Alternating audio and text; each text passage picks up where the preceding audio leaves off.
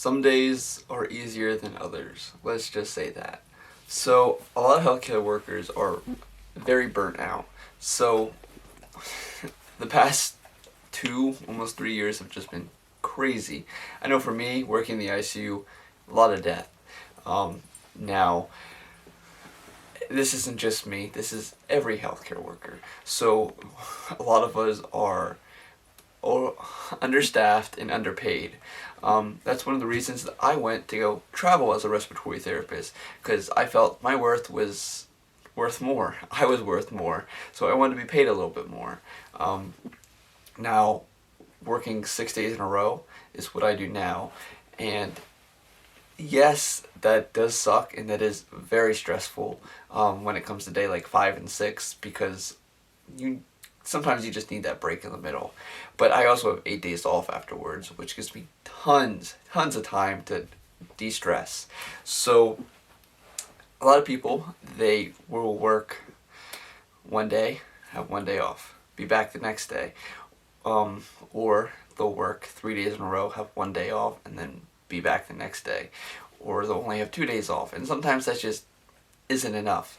So where I currently work, the nurses actually went on strike because they wanted to be paid more, and they wanted more mental health days, and they wanted the company to physically pay for them to go and see a counselor, or them to do something that can help them with their stress. So the nurses actually got what they wanted. They got a $6 increase in their pay, which is fantastic for them, and they got those mental health days. So essentially, sometimes I just want to call in and say, hey, the past couple days sucked. I'm feeling like poop. I'm not coming in. Now, I've never done that. Maybe once or twice. But, so now the nurses where I work can do that. Are they still understaffed? Nah, it's hard to say. They have a lot of travelers, and when you don't have a lot of travelers, yes, you're very understaffed. So let's look at respiratory, where I'm at. So we have a lot of travelers right now, which makes things pretty nice.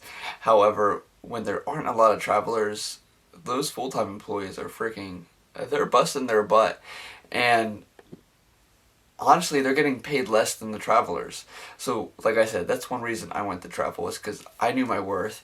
And ultimately, do I want to stay in healthcare forever? No. That's one of the reasons that I started my own supplement company, is I'm hoping and I want to grow that company to eventually be my full-time salary.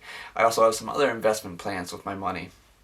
My wife, she has her own dog grooming business, so she makes a good amount of money with that. So right now we're working on a storefront and apartments and a bunch of other stuff. So essentially, I don't want to be in healthcare forever, because it's a pretty stressful job, and to have all that on me all the time, I don't want it, So that's my opinion on everyone being stressed.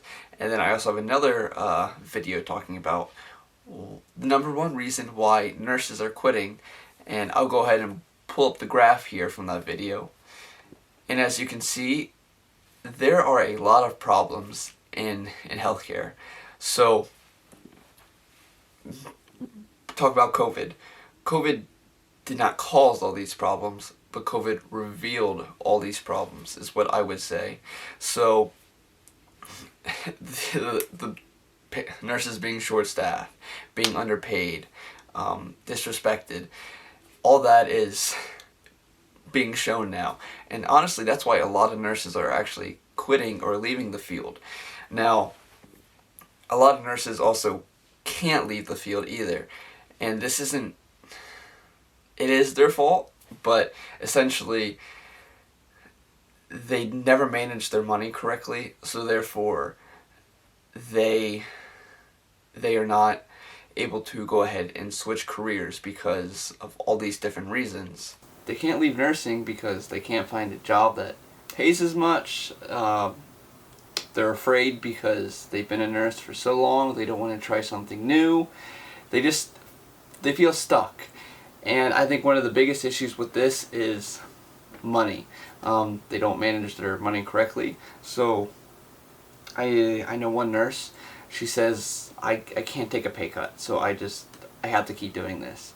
Even though she comes to work and she does fantastic for her patients, however, it's not what she wants to be doing ultimately. She is tired of being a nurse, because she bought a house that fit her salary. She bought a car that fit her salary, so she has to pay off her, I think she says she has like $30,000 on her car yet she has to pay off before she doesn't have a $600 car payment anymore. So she has to get that paid off. Her husband can't find another job because he's stuck doing what he's doing. So essentially the biggest thing that many people do is they live above their standards. So what I mean is, just because I make so much, I'm going to buy a house this big, I'm going to buy a car that nice. But that ultimately gets you stuck. So, for example, she can't take a pay cut. She can't find a job that she's going to actually enjoy because it's not going to pay as much. So ultimately, what's better for you in this situation? What would you rather have? The nice car or the job that you hate? Because they say that if you love what you do, you enjoy your job, you never work a day in your life. Well, what if you hate your job? And ultimately, that is the main reason why many nurses can't leave healthcare, is just because they're stuck. They're in that situation where they can't leave because, like I said, they're afraid of something new, and change is scary. Change is one of the worst things for some people. I know for me, when I wanted to start going traveling as a respiratory therapist, I was scared. I was kind of like, I like my job, I like my schedule, like everything was good, like I was getting paid decent, but I knew that there were more opportunities for me. I knew that there was just different things out there that I could do. So I took the leap of faith, and I mean, I enjoyed traveling. I have tons of videos talking about all my different traveling experiences, including my terrible Airbnb story. I have, I'll put the link to that video in the description below. And then I'm also talking about other opportunities that traveling has opened for me. So for example, it allowed me to start my own company, and I myself don't want to work in healthcare for 30 more years. I do plan on getting out. And I talk about my own company a little bit. It is a supplement company. That's something that I enjoy. Ultimately, I just want to help people do better in life, motivate them, get them to get out of their comfort zone and continue to grow and move forward. And I believe that through YouTube and supplements that I can potentially do that. And I was able to do this because I don't have the biggest house. I don't have the nicest cars. At the end of each month, I'm able to save a little money. I'm able to put it away for a rainy day, or just kind of make changes. For example, my wife was a physical therapist assistant. She still is PRN. She kind of does it whenever she wants to, but she was able to open her own dog grooming shop because she no longer liked being a PTA, or it wasn't what she thought it was. She still enjoys it. She still enjoys working with people, but she knew that she didn't want to do that forever. So therefore, opening the dog grooming shop was something she enjoyed, something she loved, and we were able to do that because we manage our money correctly. And that's the biggest reason why nurses or anybody who works in healthcare can't leave. And I hate when people say, oh, well, I've done this for so long, it's just, I have to keep doing it. No, that's probably one of my biggest pet peeves. For example, people who stay in a relationship because, oh, well, we've been together for 5 years, we've been together for 10 years.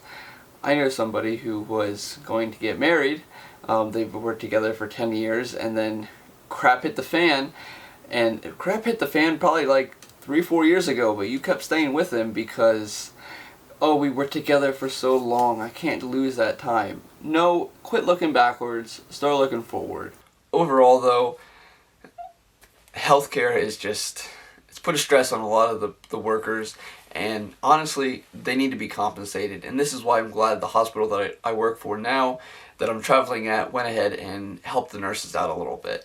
So if they didn't, they weren't going to have no nurses, so I mean, they kind of had to.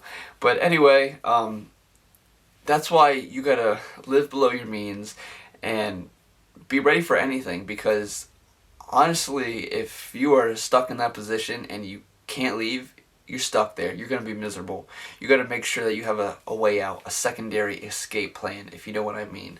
Well, anyway, I hope you enjoyed this video. I hope it kind of summed everything up for you and makes you think about the choices you make a little bit in the future.